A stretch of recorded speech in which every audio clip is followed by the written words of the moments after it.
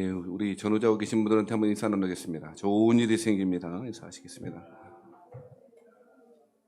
예, 한 주간 잘 지내셨습니까? 예. 진혁이 진표 잘 있었어요? 많이 컸네. 예. 진영이가 더 많이 큰 것 같고.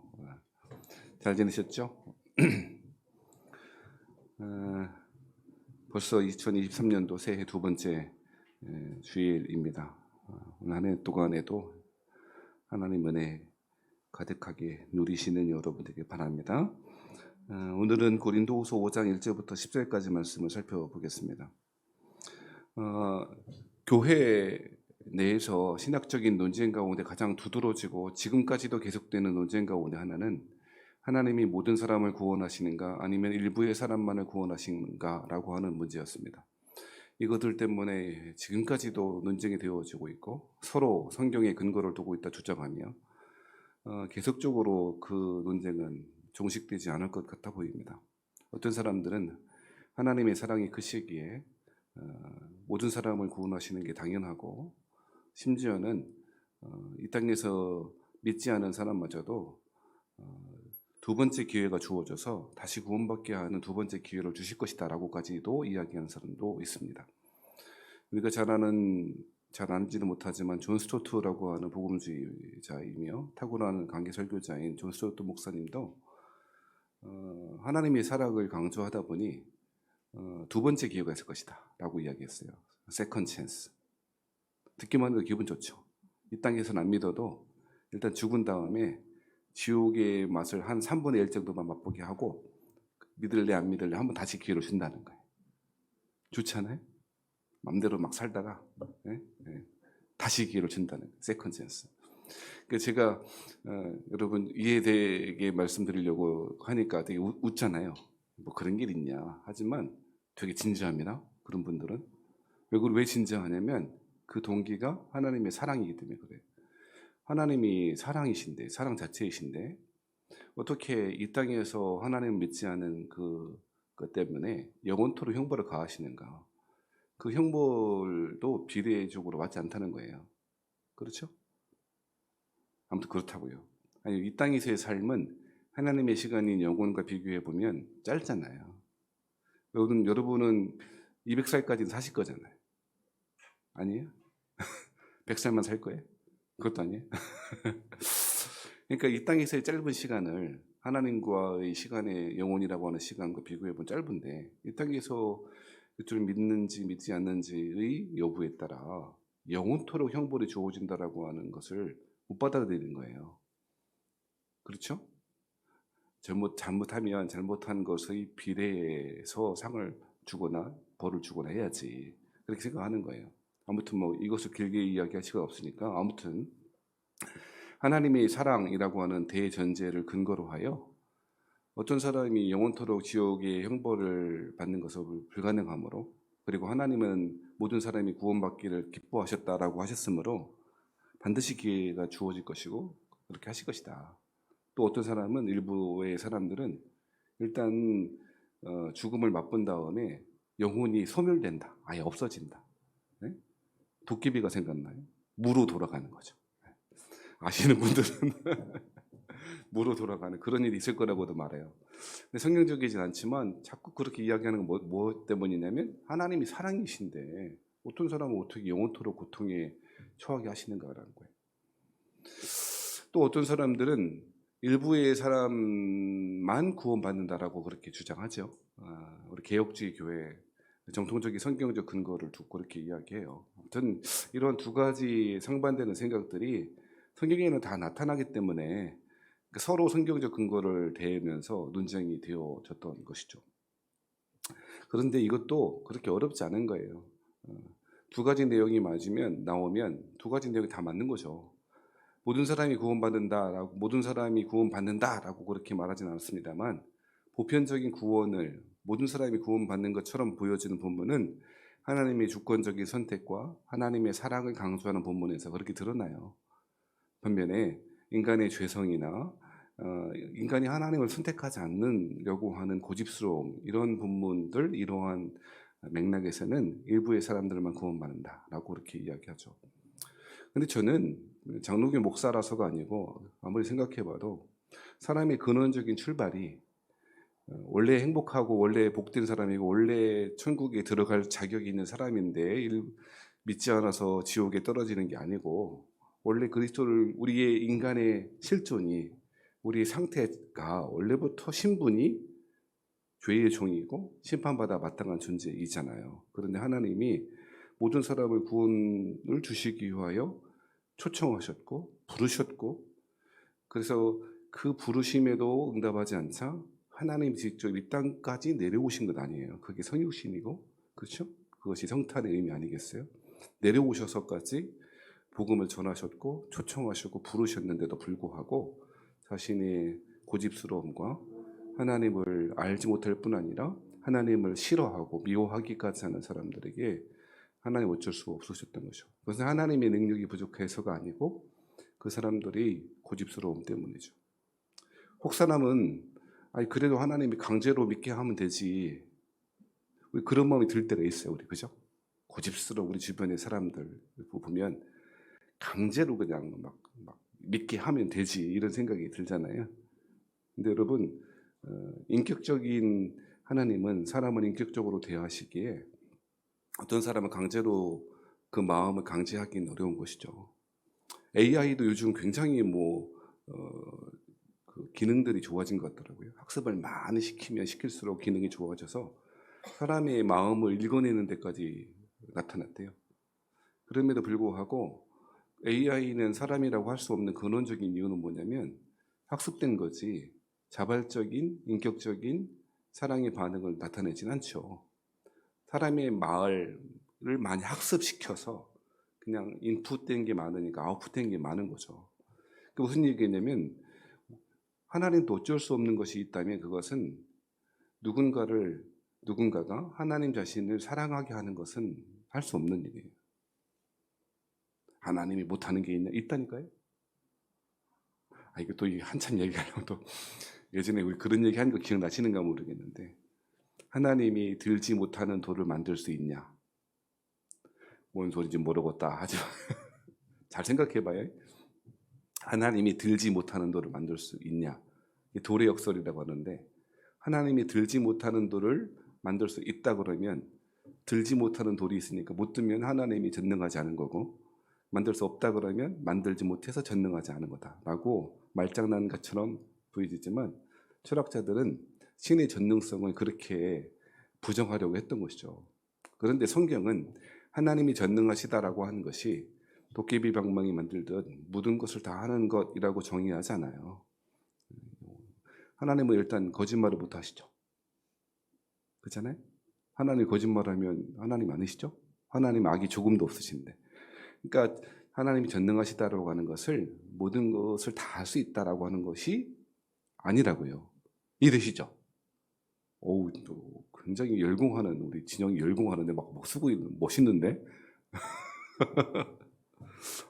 근데 조금 어려워서 어떡하니? 하나님의 전능성. 거기다가 써놔. 하나님이 들지 못하는 돌을 만들 수 있을까? 이렇게 써놓고 집에 가서 엄마랑 형아랑 토론을 해봐요. 그러니까 하나님이 전능하시다라고 하는 것을 우리 생각처럼 모든 것을 다 할 수 있어 라고 정의해서는 안 되겠죠. 그럼 대표적으로 못하는 게 뭐냐? 하나님의 속성과 반대되는 건 못하시죠. 그죠? 하나님 거짓말을 할 수 있다든지 하나님의 죄를 지울 수 있다든지 뭐 이런 거. 하나님은 그런 분이 아니시니까. 또 대표적으로 하나님은 사람의 마음을 강제하지 않으세요. 그건 못하세요. 하나님의 성품과 맞잖아요. 하나님은 인격적이신 분이고 우리의 어떤 마음을 강제로 조종하여 하나님 믿게끔 못하시는 거죠. 설득하시고 꾸준히 초청하시고 하나님이 아담과 하와가 죄를 지은 이후로부터 지금까지도 우리를 부르시고 포기하지 않으시고 끝까지 부르시지만 하나님이 그 마음을 강제할 수는 없는 것이죠. 그러므로 어떤 사람이 모든 사람이 구원받는다라고 하는 것은 그 하나님의 성품상 비교해 보면 맞는 말 같습니다만 성경적으로 전체를 고려해서 살펴보면 전혀 그렇지 않다는 거예요. 반드시 하나님이 그 죄의 대가, 라고 하기보다 그 죄의 결과로서 심판이 있다라고 하는 것이 성경적인 이야기인 것입니다. 그런데 앞서 말씀드렸듯이 제가 그런 이야기 하잖아요. 인간의 짧은 삶 가운데에서 죄를 지은 것 때문에 영원토록 형벌을 받는 것은 맞지 않지 않냐. 그렇잖아요. 아니 우리 세상 법정에서도 잘못한 것에 비례하여 형벌을 주잖아요. 물론 유전무죄, 유전무죄, 무전 유죄인 경우도 더러 있습니다만 수백억, 수천억 나라 돈 세금 다 빼먹으면 경제사범이라고 부르고요. 편의점에서 빵 몇 개 훔치면 징역 6개월, 막 1년씩 살잖아요. 뭐 이런 그렇습니다만 하나님이 분명한 건 각설하고 하나님이 모든 사람을 구원하시는 게 아니면 그 이후에 그 죄의 결과에 따라 심판대 앞에 서게 될 거라고 하는 것이 성경의 분명한 진리이고 비교해서 보면 짧은 기간 동안에 왜 영원한 형벌을 주냐라고 하는 것을 가만히 생각해 보면요. 그것이 역설이라고 말하고 모순이라고 말하지만 우리야말로 오늘 예배 드리시는 저와 여러분이야말로 그 역설의 가장 큰 수혜자인 거 아세요? 다시 뭔 소리인지 모르시는 것 같아요. 주여 죽여주옵소서 그렇게 하지 말고 그냥 할렐루야 하지 말고 신앙이 그렇게 잘하는 게 아니더라고요. 오래 걸려도 시간이 걸려도 하나씩 배워가는 것이 말씀 가운데 하나님의 마음을 좀 이해시키고 싶은데 쉽진 않습니다. 다시 짧은 기간 이 땅에서의 삶을 통해서 그 죄 때문에 영원한 형벌을 주는 것이 불합리하다라고 말하잖아요. 세상 사람들이 그렇게 말한다고. 그렇죠? 그런데 그것이 불합리하다고 말하지만 그러한 불합리한 것 때문에 가장 큰 수혜를 받는 게 누구라고요? 우리라고요. 왜 그런 줄 아세요? 이 땅에서의 짧은 기간 동안에 하나님을 사랑하고 믿음, 하나님을 믿는 그 믿음을 보시고 하나님이 영원한 생명의 축복을 천국을 우리에게 주시잖아요. 그러니 하나님의 심판대 앞에 선다라고 하는 것은 사람들 생각에 사람들의 입장에서 보면 불합리해 보이고 이성적이지 못해 보이지만 하나님 그 방법을 통해서 구원하시기를 기뻐하셨고 그리스도의 심판대 앞에 선 신자에게는 그것이야말로 가장 큰 축복이 될 것이며 면류관이 될 거라는 것입니다. 10절 말씀에 보면 이렇게 이야기합니다.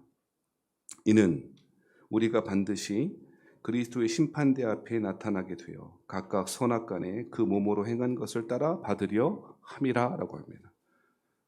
여기 보시면 10절 말씀에 보면 그리스도의 심판대 앞에 다 반드시 나타날 거다. 다 모두 다 예외 없이 신자이든 무신자이든 그죠? 믿는 사람이든 믿지 않는 사람이든 그리고 더러 예외도 있다 없다. 예외는 없다. 다 반드시 심판대 앞에 서게 될 거라는 거예요.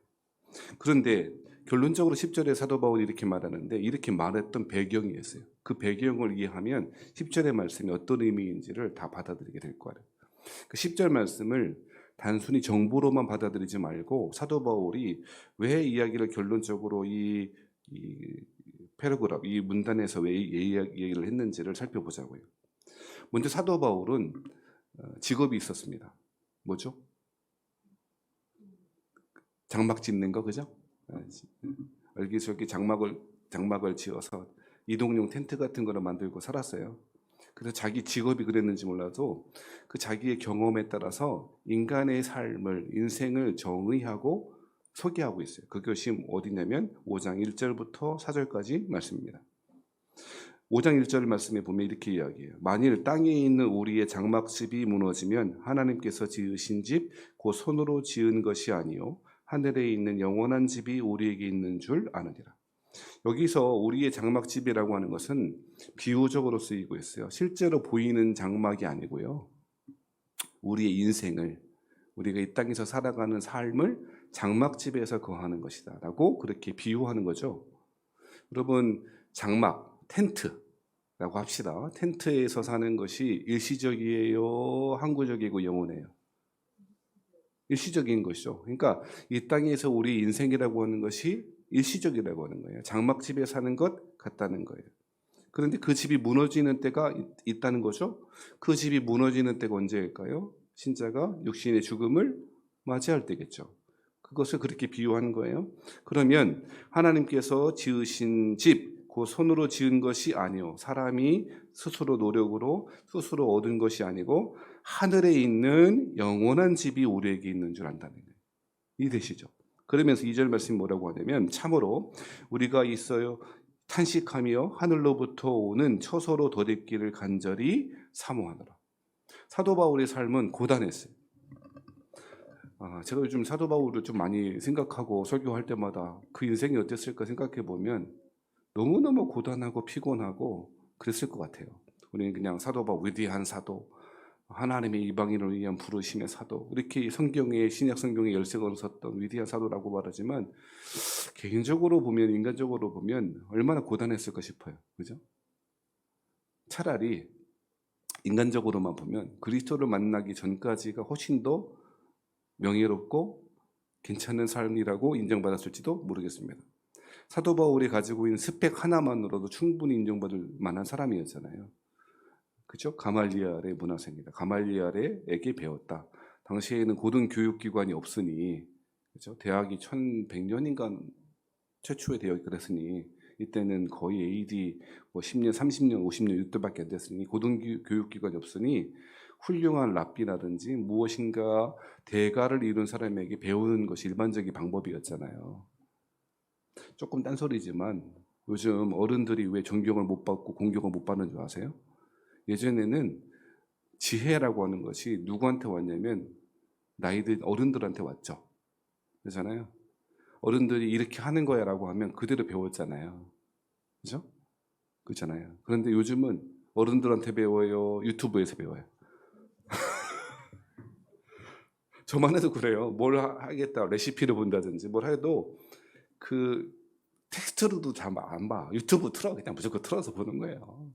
그러니까 인생의 지혜, 방법, 어떤 것들을 배우려면 유튜브가 빠르니까 어른들한테 그게 잘 안 와요. 그러니까 잘 존경하는 게 어려워진 시대이긴 합니다. 자, 그래서 사도 바울의 삶은 차라리 그리스도를 만나기 전이 더 좋았을 법했을 법해요. 그런데 그리스도를 만나보면 인생이 참, 제가 이렇게 표현하는 거 이해하세요? 인생이 참 꼬였다 싶어요. 여러분, 여러 본문에서 사도 바울이 쓴 편지 본문을 보면 40에 하나 가만매를 맞았다. 3번이나. 조선시대 곤장 맞다 죽은 사람 있는 거 아시죠? 진영아, 조선시대 알아? 몰라요. 진표는 알 것 같은데. 40에 하나 가만매를 맞았다고요. 죽을 때까지 맞았던, 40 넘어가면 죽는다는 거 이야기했잖아요. 조선시대에도 매 대신 맞아주는 사람이 있었다고요. 그런 거 보면 참. 그랬죠? 가는 곳마다 풍랑을 만나지를 않나. 배고팠죠? 배고픈 거. 요즘은 좀 배고픔에 먹는 거에 욕심이 덜해지는 것 같아요. 이런 얘기하면 용서하세요. 어르신들 앞에서. 나이 드시면 먹는 게 맛있다 이런 게 없어지는 것 같아요. 그러십니까? 지금도 막 먹고 싶습니까? 우리 애들을 보면 밖에 나가서 먹자 맛있는 거 하면 뭐 눈이 벌개져요. 그냥 왜 그러나 몰라. 근데 저도 청년 때는 그랬던 것 같아요. 지금은 안 그렇더라고. 그래서 배고픈 게 되게 힘든가 봐요. 저는 아침에 출근해서 8시쯤 나오면 저녁까지 안 먹어도 괜찮더라고요. 예전에는 사무실에 있어도 꼭 밥 먹고 혼자 먹기 뭐 하면 햄버거 시켜 먹고 그러다가 살쪘는데 요즘은 안 먹으니까 뭐 견딜만 해요. 뭐 배고픔 뭐 먹을 것에 대한 뭐 그런 별로 없어지고요. 그렇더라고요. 예전에는 고급 뷔페 식당에 가면 몇 번을 돌아야지 10접시가 목표다. 스스로 목표를 삼고 갔지만 별로. 저희 집 사람은 지금도 뷔페 식당에 가면 잔치국수를 먹어. 뭐 하는 짓이냐 도대체. 이게 뭐 하는 짓이냐. 잔치국수라니. 심지어는 비빔밥을 거기서 만들어 먹어요. 자, 이게. 근데 왜 그러는가? 먹고 싶은 게 별로 없는가 봐요.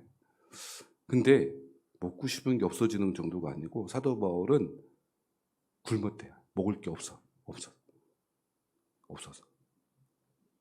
사람들한테 모욕당하고 돌로 맞으며 뭐 수많은 어려움도 있었던 거죠. 그래서 사도 바울이 5장 2절 말씀에 뭐라고 했냐면 참으로 우리가 여기 있어 뭐 한대요? 뭐 한대요? 탄식한대요. 왜 이렇게 인생이 고단하지? 그리스도를 믿는다는 게 왜 고작 이런 거야? 라고 하는 마음이 들었다는 거예요. 여러분 그렇지 않으세요? 예수 믿는 게 왜 이렇게 고단해? 이렇게까지 믿어야 돼? 남들처럼 그냥 재밌게 그냥 살면 안 돼? 라고 생각이 안 드세요? 들잖아요. 사도 바울이 그랬다는 거예요. 4절 말씀에도 이렇게 말해요. 참으로 이 장막에 있는 우리가 짐진 것 같이 탄식하는 것은, 이 장막은 뭐라 그랬죠? 아까 전에 이 땅에서의 삶, 육신을 가지고 살아가는 삶, 그걸 비유했다 그랬잖아요. 이 장막에 있는 것은 우리가 뭐 한 것 같아요? 짐진 것 같다는 거예요. 그래서 탄식하고 있다는 거예요. 사도 바울의 삶은 그러므로 그리스도를 믿는 이후의 삶은 사람들이 볼 때, 사람들이 평가할 때 그렇게 좋은, 성공한, 훌륭한, 행복한 삶은 아니었고 오히려 탄식할 수밖에 없는 삶이었다고 사도 바울은 그렇게 고백하고 있다는 거죠. 그래서 사도 바울은 뭐 하고 싶으냐면 4절 말씀 보세요. 참으로 이 장막에 있는 것은 우리가 짐진 것 같이 탄식하는 것은 벗고자 함이 아니요 오히려 덧입고자 함이니 죽을 것이 생명에 삼킨 바 되게 하려 함이라. 무슨 말씀이냐면 사도 바울은 이 장막, 임시 처소인 육신의 삶을 차라리 벗어버리고 싶은 거예요. 그런데 벗어버리는 것 자체가 목적은 아니고, 응? 이 땅에서의 삶이 빨리 끝냈으면 좋겠어. 이거 자체가 목적이 아니고 탄식하는 삶이지만 더 큰 소망이 사도 바울에게 있었던 거죠. 그것이 무엇입니까? 4절 하반절에 오히려 덧입고자 하는 거예요. 임시 장막을 벗어버리고 덧입고자 하는 거예요. 더 위에다 덧입는 거죠. 근데 그 덧입는 게 뭐냐? 죽을 것이 생명이 삼킨 바 되게 하렴. 즉 우리의 죽을 생명이 아니라 생명이 삼킨 바가 되었다. 우리 육신의 죽을 삶이 생명이 삼킨 바 되었으니까 생명이 우리에게 덧입게 된다는 거예요. 그 사도 바울은 소망이 있었던 거예요. 어떤 소망이냐? 고단하고 피곤해요. 남들처럼 살았으면 좋겠어요. 여러분 잠자지 못하는 것, 사도 바울 그런 것도 되게 힘들었대요. 이제 우리 청년 하나가 곧 군대 가잖아, 백골부대. 막 기다려잖아.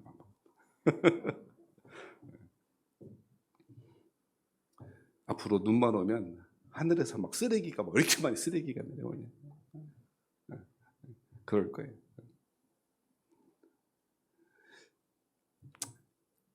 각설하고 고단하다고요. 쉽게 말하면 정리합시다. 사도 바울은 고단했는데 고단해서 빨리 끝내야지라고 하는 게 목적은 아니었고 뭐 했다고요? 죽을 생명이 우리를 삼키게 되어지는 것을 소망하고 있었다는 거죠. 그래서 5절 말씀에 이렇게도 이야기합니다. 곧 이것을 우리에게 이루게 하시고 보증으로 뭘 주셨대요? 성령을 우리에게 주신 이는 하나님이시다. 그러니까 이 땅에서의 일시적인 삶을 벗어버리고 생명의 삶으로 덧입게 되어지는 것, 그것이 자신의 사도 바울의 소명이었는데, 소망이었는데 그 개런티가 있냐, 보증이 있냐는 거, 있다는 거예요. 그것은 무엇입니까? 우리에게 있는 보증으로 뭘 주셨대요? 성령님을 주셨다는 거예요. 그러니까 우리의 새 생명, 영원한 생명의 보증이 있냐? 있다는 거지. 우리 안에 누가 계신다? 성령이 계신다는 거예요. 이것이 사도 바울의 소망이었다라고 하는 것입니다. 자, 그래서 여기까지 이해하셨고 8절을 보시겠습니다. 자, 8절에 이렇게 이야기합니다. 우리가 담대하여 원하는 바는 차라리 몸을 떠나 주와 함께 있는 그것이라. 무슨 이야기입니까? 사도 바울에게 있어서는 그냥 이 땅에서 빨리 그 육신의 장막을 벗어버리고 차라리 몸을 떠나 있는 것이 좋을지도 모르겠어. 근데 그거 자체가 좋은 것이 아니고 그렇게 해서 무엇을 얻느냐? 주와 함께 있는 것. 그것 때문에 사도 바울은 새 소망을 갖게 되었다는 것입니다. 사도 바울은 빌립보서 1장 21절 24절에서 이렇게 이야기한 적도 있었습니다. 이는 내게 사는 것이 그리스도니 죽는 것도 유익함이라 라고 이야기합니다. 그러면서 23절에 이렇게 얘기했는데 내가 그 둘 사이에 끼었으니 차라리 세상을 떠나서 그리스도와 함께 있는 것이 훨씬 더 좋은 일이라. 그렇게 하고 싶으나 내가 육신으로 있는 것이 너희를 위하여 더 유익하니라. 잠깐 설명드리면 사도 바울은 자신에게 있는 궁극적인 소망은 영원한 생명을 덧입는 거야. 그런데 이 땅에서 삶이 너무 고단하고 피곤한 거야. 탄식하는 삶인 거야. 그래서 빨리 떠나고 싶은 거예요. 그런데 자, 왜 못 떠나는가? 왜 그럼 이 땅의 삶을 살아갈 수밖에 없는가? 그 이유를 사도 바울은 빌립보서 2장 21절, 23절에서 나는 이 둘 사이에 끼어 있어. 어떤 삶? 영원한 생명의 삶과 이 땅에서의 삶 사이에서 끼어 있는 존재. 중간적 존재라고. 우리가 그래요. 사도 바울뿐 아니라 우리가 그렇다고. 여기 계신 분은 영원한 천국의 소망이 있는 줄 믿습니다.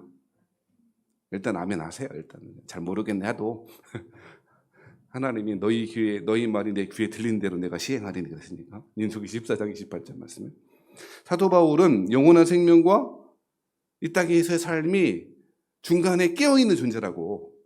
사도 바울의 개인적인 소망은 벗어버리는 거야.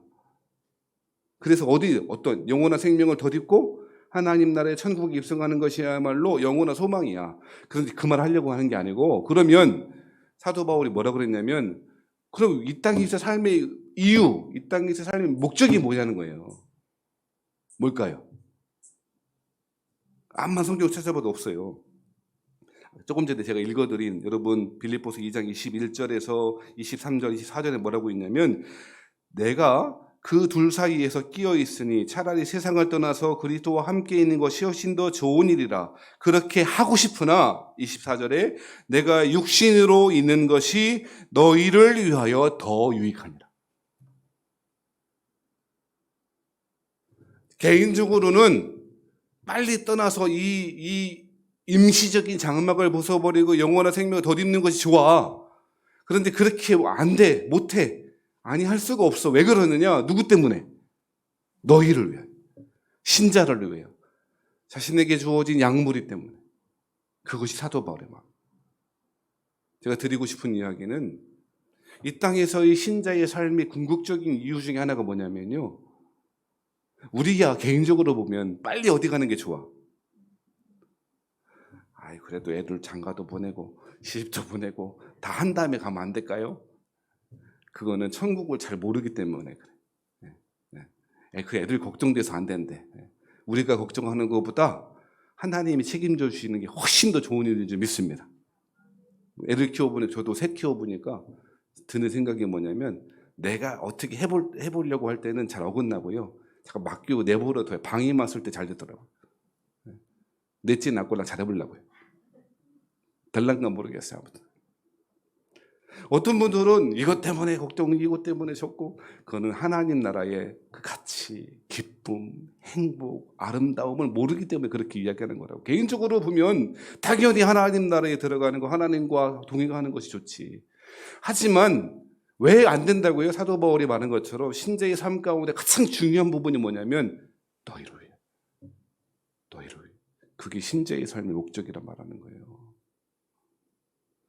왜 신앙생활 하는가? 하나님께 영광, 당연하지. 그 얘기 금방 할 거예요. 하나님께 영광, 당연하지. 근데요, 하나님께 영광 그런 얘기 하지 말고 옆에 사람 챙기고 살아. 하나님 그렇게 말하실 거라고, 쉽게 말하면. 이해되시면 아멘. 그리스도인이 신앙생활하는 이유, 근원적인 이유, 목적이 뭡니까? 하나님께 영광, 당연하지요. 누가 아니랍니까? 그런데 하나님께 영광을 돌리는 삶이라고 하는 것은, 하나님을 기쁘시게 하는 것은 하나님이 사랑하시는 성도를, 하나님이 사랑하시는 신자를 돌보는 삶이라고 말하고 있는 거예요. 왜 신앙생활 합니까? 왜 교회에 나와야 합니까? 인터넷으로 예배 들으시는 분 별로 없더라고요. 우리 이승현 집사님이 항상 고정 멤버였는데 빠져나오셔서 이제 한 명이나 들으려. 그래도 해야지, 한 명이나 들으면. 신앙적으로, 개인적으로 신앙 지키면 살지요. 신앙 지키고 살면 좋지요. 그러잖아요. 나도 인터넷으로 예배 드리고 싶어. 집에서. 요즘 같이 막 미끄럽고, 제가 점점 미끄러운 곳에 취약해지는 것 같아요. 아침에 출근할 때 거의 뒤뚱 코미디를 합니다. 힘들어. 어떨 때 추울 때는요. 아이고 도대체. 집에서 편하게 드리면 되지. 왜 고단하게 왜 나옵니까? 다른 게 아니라고요. 교회의 유익을 위하여, 신자의 유익을 위하여. 사도 바울처럼 우리 신앙의 목적을 분명히 세우시는 방향을 잘 설정하신 올 한 해가 되시기를 주의 이름으로 축복합니다. 그래서 9절 말씀이 이렇게 말하는 거예요. 9절에 뭐라고 이야기합니까? 그런즉 우리는 몸으로 있든지 떠나든지 주를 기쁘시는 자가 되기를 힘쓰므로. 사도 바울은 궁극적으로 끼어 있는 존재라는 사실을 알았어요. 영원한 생명이 더 좋은 줄도 알았어요. 하지만 첫 번째로 빌립보서 말씀에 의하면 왜 이 땅에 살아갈까? 너희를 위하여. 나 때문에, 내 개인적인 목적이 아니라 너희를 위하여. 그리고 궁극적으로 그것은 주를 기쁘시게 하는 자가 되기 위하기 때문이에요. 왜냐하면 마지막 때에 우리는 10절에 이는 그랬잖아요. 이는 하면 어떻게 해석한다고요? 그 이유는, 그죠? 왜 주를 기쁘시게 하는 자가 될까요? 왜 그렇게 되기를 힘쓰고 있을까요? 개인적으로는 빨리 하나님 나라 개인적인 유익을 위해 좋을 텐데 왜 이 땅 가운데 그렇게 탄식하듯 살아갈까요? 그 이유는 주를 기쁘시게 하는 자가 되기 위하여. 그 때문이고, 궁극적으로 왜 기쁘시는 자가 돼야 됩니까? 우리가 다 반드시 그리스도의 뭐 앞에? 심판대 앞에 서게 될 거기 때문에. 사랑하신 성도 여러분, 많은 사람들이 심판을 부인하는 시대에 살고 있어요. 교묘하게 하나님의 사랑에 근거한다든지, 심지어는 사랑에 근거해서 지옥이 없다, 사랑이 이긴다, 말은 좋죠. 안 그렇다고요. 성경에 지금 뭐라 그랬어요? 우리가 다 반드시 심판대 앞에 서게 될 거라. 그리고 우리의 선악간의 그 몸으로 행한 것을 따라 받게 될 거라. 제가요, 요즘 수요 예배 때마다 한 3주 계속 이야기하고 말씀드리는 게 있어요. 뭘까? 신자는요, 경건한 신앙생활을 하는 신자라면 자신이 얻은 구원을 확신하되, 자신이 얻은 구원을 확신하고 행복해하며 기뻐하며 살되, 그러나 마치 구원받지 못한 사람인 양 분투하며 살아가는 사람이에요. 한 3주 하니까 조금 이제 이해되시는 것 같아요. 다시. 참 경건한 신자는 오늘 사도 바울이 말하고 있는 것처럼 개인적으로는 빨리 하나님 나라의 영광스러운 입성하고 싶지만 그게 아니고 자신이 얻은 구원을 확신하되 마치 구원받지 못한 사람인 것처럼 분투하고 살아가는 것, 탄식하는 삶이 있다 할지라도 너희를 위하여, 신자를 위하여 주를 기쁘시는 자가 되기 위하여 살아가는 것, 그것이 신자의 삶이라고 말하는 것입니다. 사랑하시는 우리 세원야교회 교우 여러분, 이러한 삶, 사도 바울처럼 살아가는, 그렇게 주를 기쁘시게 할 뿐 아니라 하나님이 기뻐하시는 신자를 위하여, 교회를 위하여 그렇게 살아가시는 저와 여러분들이었으면 좋겠습니다. 근데 여러분이 이렇게 말하면 아멘 하긴 좋은데요, 뭐가 어려우냐면 디테일이 어려워. 뭐가 어렵다고요? 구체적인 게 어려워. 무슨 얘기냐면 많은 사람들이요, 주를 기쁘시게 하는 자가 되십시다. 그러면 졸다가도 아멘해. 또 좋은 말이잖아요. 네? 근데 내가 제일 마음에 부대끼는 사람, 싫어하는 사람, 옆집 순이 엄마를 위해서 사세요라고 하면은요, 그런다고. 사랑하시는 성도 여러분, 주를 기쁘시는 자가 되기를 바랍니다. 옆에 있는 순이 엄마, 내 마음에 부대끼는 사람을 위하여 사실은 그 사람을 위해서 살아보시는 여러분 되길 바랍니다. 막 말씀이 생각나요. 마지막 때에 집 원수는 집안 식군이라, 뭐 이런 말도 생각나실지도 모르겠는데요. 하나님의 사랑으로 세상을 위하여 그렇게 살아가시는, 교회를 잘 섬기시는 저와 여러분 되시기를 주의 이름으로 축복합니다.